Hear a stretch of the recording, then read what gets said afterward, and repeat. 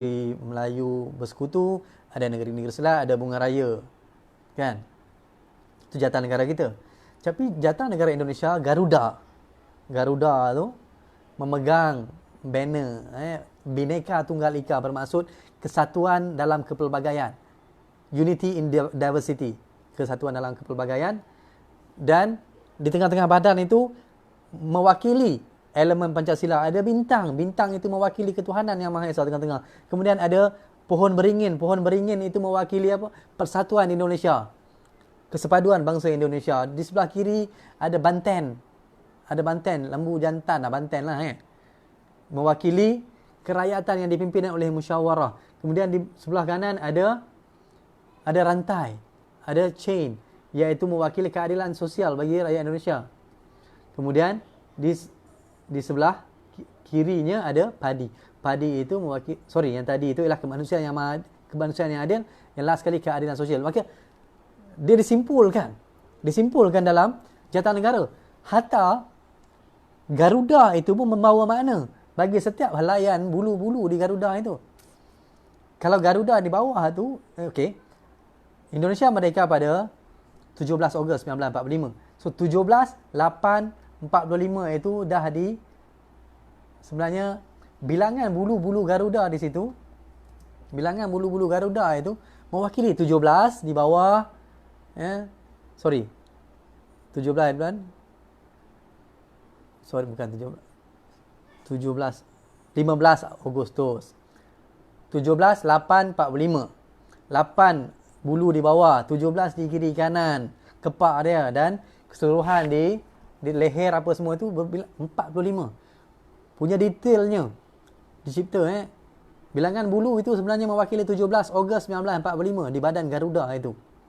Kemudian diangkat itu sebagai satu simbol yang agung, satu simbol yang perlu dipropagandakan. Bermula dengan penciptaan itu, maka semua orang perlu menerima Pancasila. Dan Pancasila adalah diangkat sebagai ideologi negara yang rasmi. Siapa-siapa yang gagal menghormati Pancasila, mereka ini dianggap sebagai anti-nasional. Anti-nasional. Orang yang anti-nasional perlu dilawan, perlu ditentang. Maka memang kalau di sana, siapa yang didapati anti-nasional pada waktu, khususnya pada antara tahun 45 hingga 65, mereka itu dilantak habis-habisan. Dilawan habis-habisan. Gerakan anti-Pancasila atau siapa yang anti pada Pancasila dikatakan sebagai kontra-revolusioner. Kontra, iaitu counter-revolution. Revolution adalah satu gerakan untuk mengubah paradigma warga negara Indonesia daripada bangsa yang pernah dijajah kepada bangsa yang bebas merdeka dan tidak terikat kepada mana-mana negara ataupun bangsa penjajah. Maka mereka mula mempropagandakan Pancasila. Semua akhbar-akhbar, hampir semua lah, bukan semua, hampir semua akhbar-akhbar yang terbit dalam tempoh itu antara 45 hingga 65, mula-mula 45 hingga 65, hampir semuanya mesti ada ruangan Pancasila. Ruangan Pancasila. Ada masing-masing datang dengan tagline masing-masing. Pembela Pancasila, suara karyawan, penyebar Pancasila, pelaksanaan sosialisme Pancasila, pembawa aliran Pancasila, pembina kesatuan bangsa. Ini semua menjadi tagline bagi akhbar-akhbar. Ditubuhkan macam-macam lagi akhbar Pancasila, Ormas Pancasila, itu organisasi massa, NGO Pancasila, dan yang paling penting ditubuhkan, bukan paling penting lah, maksudnya satu elemen yang sangat penting ialah penubuhan Pemuda Pancasila pada tahun 1959 yang sampai hari ini masih lagi aktif dan sangat berpengaruh di Indonesia. Pemuda Pancasila yang pada satu masa menjadi sebab jugalah penggulingan Soekarno yang pada waktu itu 1966 ada Soeharto berkuasa. Dengan bantuan antaranya ialah Pemuda Pancasila ini. Tapi itu satu cerita yang lain lah, kenapa sebab itu semua. Kemudian Soeharto sendiri menukar nama daripada demokrasi terpimpin, iaitu period demokrasi terpimpin, kepada periode baru ataupun tempoh baru dalam sejarah Indonesia yang dikenali sebagai demokrasi Pancasila. Kembali kepada Pancasila dan kembali kepada pilihan raya. Sebab antara 59 hingga 65 Indonesia tidak ada pilihan raya. So itulah dia kejayaan mereka. Pancasila diwar-warkan di seluruh tempat. Okey. Di seluruh tempat, di mana-mana, di buku teks, dipropagandakan bahawa Pancasila ini satu-satu ideologi yang sangat suci. Keluhuran Pancasila kalau bahasa kita lah. Keluhuran Pancasila. Disampaikan dalam bahasa Indonesia.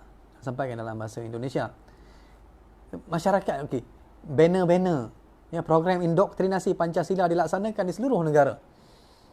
Dipanggil di setiap kabupaten, di setiap daerah-daerah itu, ya, kerajaan hantar pegawai-pegawai Departemen Penerangan, pegawai-pegawai Kementerian Penerangan, Jabatan Penerangan itu untuk pergi dan menyampaikan Pancasila, bahawa kita mesti mempertahankan Pancasila, kepercayaan ketuhanan yang Maha Esa ni semua. Okey. Dan Pancasila diwacanakan di mana-mana, dan kemudiannya Pancasila ini dia lebih sampaikan, dia boleh dia apa? Dia ringkas-ringkaskan Pancasila ni. Pancasila boleh jadi trisila. Panca 5, trisila, 3 sila. Socio-nasionalism, sosio-demokrasi dan juga ketuhanan yang Maha Esa. Ketuhanan Maha Esa, sosio-nasionalism dan sosio-demokrasi, ketuhanan yang Maha Esa. Sosio-nasionalism ini dia menggabungkan dua elemen tadi. Kesejahteraan, keadilan sosial dan juga keadilan sosial dan kesejahteraan rakyat tadi itu. Dan kemudian kemanusiaan yang adil dan juga kerakyatan tadi itu digabungkan menjadi socio-nasionalism. Kemudian sosio-demokrasi itu adalah keadilan kerakyatan, kerakyatan dan persatuan Indonesia. Kerakyatan dan keadilan sosial, itu adalah sosio-demokrasi. 3. So Pancasila boleh jadi trisila, trisila boleh jadi ekasila. So Pancasila itu boleh jadi 5, boleh jadi 3, boleh jadi 1, tunggal. Apa tunggal itu? Tunggal itu bermaksud, ekasila bermaksud gotong royong. Gotong royong. Ini satu lagi konsep yang dibawa oleh Soekarno dan dipropagandakan, diwar-warkan bahawa keseluruhan bangsa Indonesia itu sebenarnya berdiri dan bergerak. Bergerak dengan konsep gotong royong. Konsep gotong royong. Gotong royong bermaksudnya muafakat, kan, musyawarah, semua gerakan. Sebab itulah dimansuhkan demokrasi itu. Demokrasi berparlimen, demokrasi berperlembagaan dimansuhkan. Liberal demokrasi digantikan demokrasi terpimpin, sebab dia kata elemen Pancasila ini kita boleh shrink, kita boleh kecilkan daripada 5 jadi 3 jadi 1. Pancasila, ekasila dan juga Pancasila, trisila dan ekasila. Begitu sekali mereka memikirkan tentang ideologi negara, sehingga kan menciptakan konsep-konsep, prinsip-prinsip yang sendiri mereka kecil-kecilkan supaya macam mana pun ingat juga kepada Pancasila. Ingat juga Pancasila. Dan hari ini pun masih lagi diwar-warkan Pancasila itu menjadi pengikat kepada bangsa Indonesia. Dan saya katakan tadi, NGO atau Ormas Pemuda Pancasila antara ormas yang paling berpengaruh di Indonesia pada hari ini. Okay? Inilah saya rasa yang kita perlu fikirkan semula dalam negara kita. Dalam negara kita, tentang keperluan untuk mengangkat semula elemen rukun negara ini melangkaui kaum dan agama, supaya semua orang boleh menerima suatu ideologi, suatu set pemikiran yang tidak ada atribut-atribut agama, tidak ada atribut-atribut kaum, tetapi selaras dengan Perlembagaan Malaysia yang menjamin kesamarataan dalam perkara 8 Perlembagaan Persekutuan. Kesamarataan itu, Perlembagaan Persekutuan, kesamarataan, elemen perkara 8 Perlembagaan Persekutuan menyatakan tentang kesamarataan. Tetapi kesamarataan itu ada exception dia lah.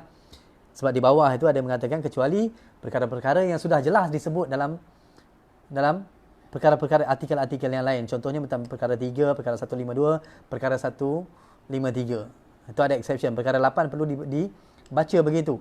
Jangan baca togel aja di depan aja sampai yang belakang. Samalah macam orang baca perkara 153 tentang kedudukan istimewa orang Melayu dan Bumi Putera Sabah Sarawak.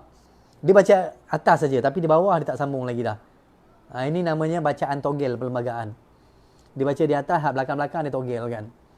Inilah yang menyebabkan salah faham warga Malaysia ni, yang mengatakan bahawa ada ketidakadilan dalam masyarakat. Bukan. Ketidakadilan itu ada disebabkan oleh sistem penyampaian. Ketirisan contohnya, penyelewengan contohnya. Tetapi dari segi prinsip dokumen kita ini memang cun. Okey, satu Malaysia macam Eka Sila. Eka sila ialah gotong royong. Satu Malaysia pada saya satu konsep yang bagus lah. Satu konsep propaganda yang bagus. Satu Malaysia mengatakan bahawa kita tak ada. Kita ni semua warga negara Malaysia. Satu Malaysia sebenarnya, konsep satu Malaysia ini sudah dimulakan pada tahun 1964. Konsep satu Malaysia sudah disebut oleh Tun Razak pada tahun 1964 selepas penubuhan Malaysia. Penubuhan Malaysia 63 September. 64 ketika kita nak bina bangsa yang baharu itu Malaysia, Tun Razak dia keluar besar-besar dalam surat khabar. Nama surat khabarnya saya tak ingat lah. Dalam Jawi ya, dia kata satu bangsa Malaysia.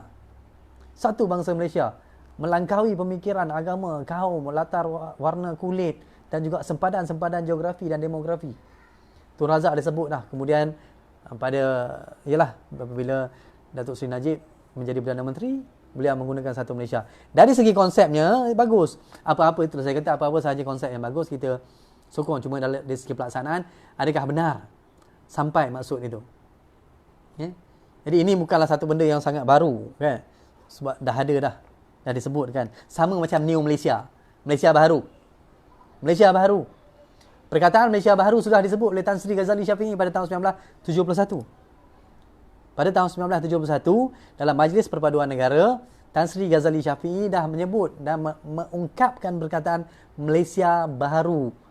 Malaysia baharu yang bangkit, dibina semua selepas berada di ambang kehancuran pada 13 Mei 1969 itu. Tan Sri Ghazali sebut, a new Malaysia. So, maksudnya, lebih kurang 50 tahun dulu konsep.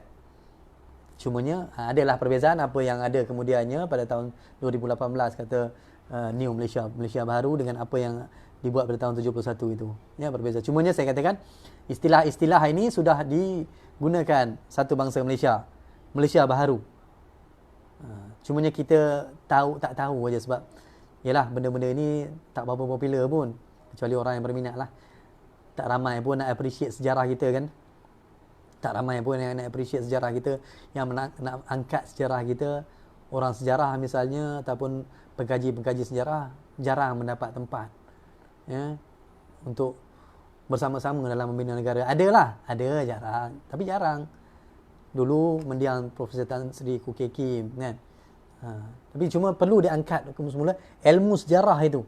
Ilmu sejarah itu perlu diangkatkan, diwar-warkan semula untuk memberikan kefahaman bahawa semua yang digubal dalam negara kita ini, khususnya ideologi negara ke, ya, prinsip-prinsip dalam negara kita, perlembagaan, rukun negara, konsep satu Malaysia ke, konsep Malaysia baharu ke, ini bukanlah suatu benda yang sangat fresh from oven, bukan. Dah ada lama dah. Cumanya tidak dipopularkan sebab mempunyai sebab-sebab politik yang tertentu. So we are not going to delve into politics. Kita tak naklah terjun dalam politik, kita bincang tentang ini. So saya rasa itu je lah kot tentang apa Malaysia dahulu tak buat macam Thailand dengan Indonesia macam buat persiapan di Thailand dasar Tibun Songkram iaitu dasar Ratanium, di Thailand iaitu dasar Siamisasi, mengubah semua budaya dan identiti kepada Siam.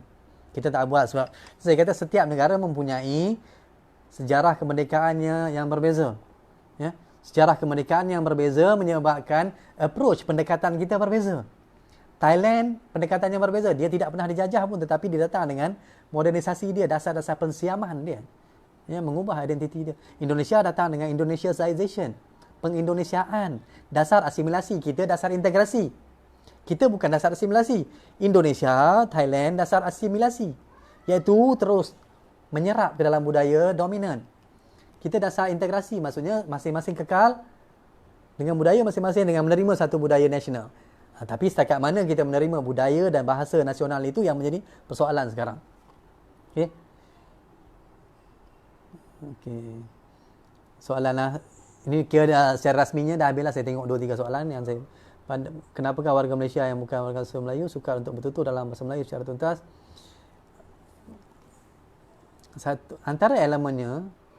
Antara sebabnya saya fikir ialah kita fikir ataupun setengah golongan berfikir bahawa bahasa Melayu tidak mempunyai nilai komersial. Dia tidak mempunyai nilai ekonomi. Yang saya rasa satu tanggapan yang salah. Sebab ada orang yang tulis Jawi itu untuk jual makanan, bihun, mi, tulis Jawi. Sebenarnya ada. Cuma mereka merasakan bahawa kalau kita menerima bahasa ini, kita menjadi sebahagian daripada bangsa itu. Dalam perlembagaan disebut bahasa Melayu, bukan bahasa Malaysia. Perkara 152, ini bukan sahul nak buat cerita. Ini adalah sebut tertera.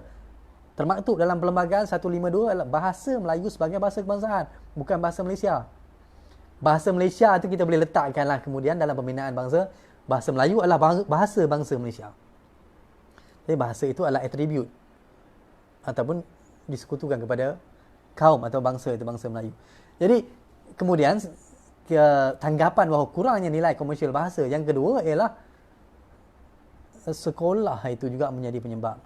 Sekolah itu juga nak tak nak kita perlu akui bahawa ramailah sarjana-sarjana besar lain yang sudah cerita tentang ini. Mendiang Profesor Khoo Kay Kim sudah cerita, Profesor Teo Kok Siong, Profesor Lim Swee Tin. Saya nak sebut sekadar nama-nama yang bukan Melayu, sebab kalau orang Melayu dan orang Islam yang menyebut mungkin akan jadi satu kata bias opinion kan, bias stance. Tapi saya menyebut ada bukanlah ini satu elemen yang pelik. Bercakap bahasa Melayu seharian tidak menjadikan orang sebagai menganut budaya Melayu atau menganut Islam, tidak. Ini elemen negara yang saya kata tadi. Gagal untuk kita tanamkan. Kita dah ada sekolah yang berlainan vernacular. Masing-masing ada sekolah yang berbeza. Okey, kita dah ada, fine. Sekolah itu begitulah sejarah yang panjang. Kemudian kita cuba untuk mengatasi masalah-masalah itu dengan rukun negara. Di mana duduknya bahasa Melayu itu dalam rukun negara? Di mana duduknya? Nah, kesetiaan kepada raja itu tadi. Raja itu bahasa Melayu, cakap Melayu, dia baginda, mereka lah, raja-raja lah yang mengangkat bahasa Melayu, memasukkannya dalam Perlembagaan Persekutuan pada tahun 1957. Jawatan kuasa itu penggubal perlembagaan. Kemudian dalam keluhuran perlembagaan, sesiapa yang menerima perlembagaan dalam rukun negara itu mestilah mengakui bahawa bahasa Melayu penting. Menerima bahasa Melayu sebagai bahasa komunikasi. Bahasa komunikasi, tapi agak malang lah sebab kita tengok banyak ramai lagi orang Malaysia yang tidak memahami bahasa Malaysia, yang boleh bertutur dalam bahasa Malaysia dengan baik. Siapa kata bahasa Melayu tidak punya nilai komersial? Kalau kita tengok Puan Sugu Pavitra yang baru ni popular kan dalam YouTube, sampai from zero to hero lah. Daripada tak ada kerja, tak ada apa, buat rancangan masakan dalam bahasa Melayu. Betapa bahasa itu kemudian menjadi pengikat warga Malaysia. Betapa orang Melayu, orang Islam semua gembira melihat. Seolah-olah jelas sepatutnya itu bukan benda yang pelik. Sepatutnya bukan benda yang pelik. Tapi sebabkan kurangnya orang yang boleh berbahasa fasih begitu, orang biasa boleh fasih begitu, akhirnya dia menjadi ikon. Dia angkat menjadi ikon. Dan sekarang Alhamdulillah, Puan Sugu Pavitra menerima pendapatan daripada YouTube. Hasil sokongan siapa? Konsumernya siapa? Penggunanya siapa? Orang Melayu, orang yang berbahasa Melayu di Indonesia, di mana-mana sahaja. Ratusan ribu views, ratusan ribu subscribers. Bahasa Melayu. So bukanlah masalahnya tidak ada nilai komersial, tetapi masalahnya ialah setakat mana kita mahu menerima dan menghargai, menghormati kedudukan bahasa Melayu itu dalam perlembagaan. Itu dia. Okey. So bahasa Inggeris kenapa lebih? Memang kita ini seperti Syekh Abul A'la Al-Maududi. Al-Maududi menulis dalam satu makalah beliau. Al-Maududi ni seorang sarjana India. Beliau mengatakan bahawa memang kecenderungan suatu bangsa yang dijajah itu mengikut budaya bangsa yang menjajah dia. So, bangsa yang kita yang dijajah oleh Inggeris, maka kita mempunyai satu perasaan ketaksuban, perasaan untuk apa? Kagum dengan bahasa Inggeris. Tapi bahasa Inggeris hari ini pun memang wajar pun kalau orang kagum, sebab dia menguasai ilmu, dia menguasai ekonomi. Hampir ke semua bidang dikuasainya. Walaupun kita kata ada bahasa Jepun, ada bahasa Rusia, ada bahasa Perancis, ada bahasa Korea, tetapi dominan bahasa Inggeris. Kan? Tetapi tidaklah boleh itu menjadi satu sebab kita melupakan bahasa kita, identiti kita. Sebab manusia ini semuanya mempunyai identiti masing-masing. Kita pertahankan identiti kita. Kemudian kita pelajari ilmu daripada luar. Kita belajar bahasa yang daripada luar. Kita serapkan. Kita terima. Kita bukan bangsa yang parokial, bangsa yang sempit pemikirannya, narrow-minded. Kita tadi bahasa yang mewujudkan satu bangsa yang liberal. Dalam pendekatan adat budayanya. Inilah dia. Rukun negara dah kata dah. Kita menerima, sedia menerima, tetapi dalam masa yang sama kita mempertahankan identiti kita. Itu yang penting. Okey. Itu sahabat saya Dr. Abu Zarin tanya tadi kan. Okay. Dan insya-Allah adakah mungkin rasa minat rasa self belonging pada Malaysia dengan menggunakan post integration approach, adakah mungkin?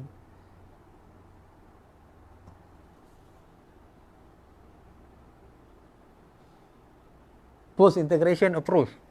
Okey. Apa pun kita perlu kembali kepada rukun negara lah pada saya. Ya. Ya. Silibus sejarah saya rasa secara umumnya saya berpendapat silibus sejarah dalam buku teks itu okey. Sebab ialah kita perlu faham bahawa sejarah kita sejarah yang panjang. Sejarah kita sejarah yang panjang. So sudah tentulah dalam sebelum tahun 1945 misalnya, kan? Ataupun sekurang-kurangnya sebelum kedatangan British dan juga perjanjian Pangko itu tidak ada penglibatan secara langsung oleh kaum dan agama lain secara khusus. Jadi buku sejarah itu dia banyak menceritakan tentang alam Melayu. Selepas 1945 ke atas barulah ada penglibatan secara langsung oleh kaum dan agama lain. Maka itulah yang dibicarakan dalam buku teks. Buku teks tidak boleh cater semua, tapi dia boleh memasukkan elemen-elemen yang penting. Masukkan elemen-elemen yang penting dalam itu. Ya, lebih inklusif. Tetapi kita tak boleh nak cater semua sebab kita kena faham bahawa buku teks adalah sejarah rasmi. Tapi kita bebas untuk menulis buku-buku sejarah yang lain dan ya, orang luar pun boleh menulis sejarah tentang kita. Tapi bagaimanakah pandangan sebab sejarah ini boleh ditulis dengan bias, one-sided, kan? Okay. So, saya sokong bahawa kita integrasikan memori pelbagai bangsa untuk mengangkat lah. Kita perlu ada satu gerakan di luar buku teks itu sebab saya kata tadi we cannot cater everything, we cannot include everything in the textbooks. Tak boleh. Katakan ada 150 muka surat, 400 tahun atau 500 tahun sejarah kita nak dimasukkan dalam 150 muka surat contohnya. Sejarah yang panjang. Jadi memang perlu ada satu gerakan untuk menginklusivitikan sejarah kita, memory. Contohnya apa? Kita juga perlu kuatkan sejarah-sejarah bersama. Sejarah sepunya antara bangsa-bangsa dalam negara kita ni post 45. Post Second World War contohnya. Pasca Perang Dunia Kedua, sejarah sepunya kita lebih banyak. Kalau sejarah itu tidak banyak ataupun sepintas lalu ada jugalah dalam buku teks sejarah, tapi kalau kita nak war-warkan maka kita perlu buat gerakan lain pula. Ataupun pihak pemerintah ke, pihak kerajaan ke, kemudian perlu mempropagandakan melalui contohnya dalam gerakan pendidikan rukun negara ini mengatakan bahawa selepas 1945 hingga tahun 2000 kita mempunyai sejarah sepunya yang lebih kuat. Okay? Common history, sejarah sepunya yang lebih kuat antara bangsa-bangsa kaum-kaum dalam negara kita. Okey. InsyaAllah sesi seterusnya minggu depan, kalau masih ada permintaan insyaAllah lah nampaknya okey je kot. Saya ada permintaan, saya dah bercadang untuk tajuk Wahhabism. Tajuk minggu depan Wahhabism. Wahabi. Bukan wasabi je pun. Wahabi iaitu satu gelaran yang sangat tabu dalam masyarakat Malaysia, khususnya Muslim di Malaysia, tentang Wahhabism. Jadi insyaAllah minggu depan saya akan membawa Wahhabism ini, wacana tentang Wahhabism dari konteks sejarahnya. Okey, dari konteks sejarahnya. Saya bukan orang yang nak bercerita tentang dalil Quran, sunnah apa semua, bukan. Cumanya nak membawa sorotan sejarah bagaimana masyarakat ataupun umat Islam di Malaysia melihat dan mendengar tentang Wahabi ini. Siapa yang memulakan, bagaimana wacana tentang Wahabi ini berkembang di Malaysia, benarkah Wahabi wujud ataupun apalah, pseudo Wahabi ke, pseudo Salafism ke, whatever. Tapi kita akan bawa daripada awal abad ke-20 insya-Allah. Minggu depan, hari dan waktu yang sama. Okey. Terima kasih. Mudah-mudahan bermanfaat. Mudah-mudahan bermanfaat. Kita jumpa lagi minggu depan insya-Allah. Saya ucapkan terima kasih kepada semua. Okey. Assalamualaikum warahmatullahi wabarakatuh.